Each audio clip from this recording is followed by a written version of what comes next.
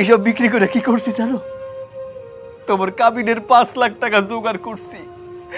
তোমার টাকাটা তোমার আমি দিয়া দিচ্ছি। আমার মাথায় এটা বোঝা ছিল, বোঝাটা মাথা থেকে নামে গেছে। যার কাছে ভিটা বিক্রি করছিলাম তারা কইছিল কি আগামী 1 বছর এই বাড়িতে আপনারা থাকতে পারবেন। গতকালকে রাত্রে এসে কইছে আপনারা বাড়িটা চাইনা দেন, এই জায়গায় নাকি বড় বিল্ডিং করব।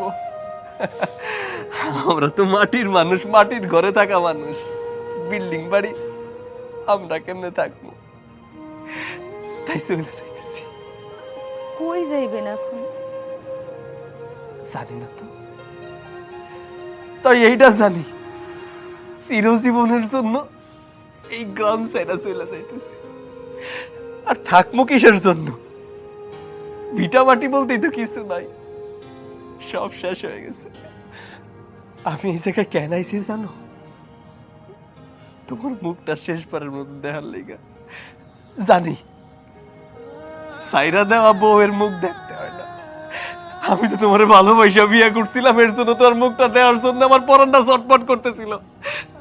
আমি তাই মারে নে একটু তোমার দেখতে আইছি। আর তো কোনোদিন এই জায়গায় আমো না। আমার খুব ইচ্ছা ছিল আমগো যখন মাইয়া হইব, মাইয়ার নাম রাখবো মৌ।